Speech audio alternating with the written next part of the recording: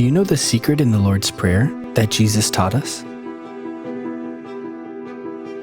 Matthew chapter 6 verse 9. Our Father in heaven. Why did Jesus call God Father? 2 Corinthians chapter 6 verse 18. I will be a father to you, and you will be my sons and daughters.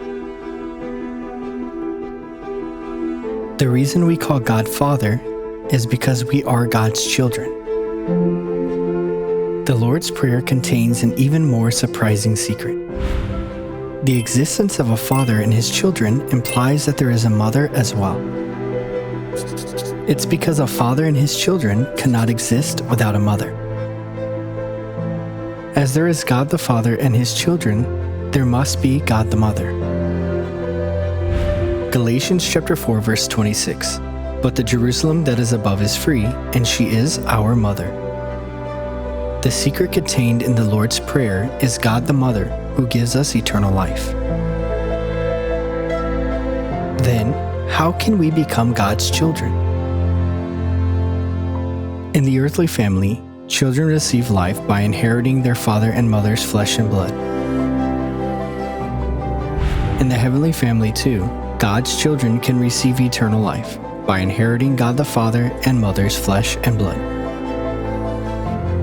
How can we inherit the flesh and blood of God the Father and God the Mother? John chapter 6 verse 53, whoever eats my flesh and drinks my blood has eternal life. How can we eat Jesus' flesh and drink his blood?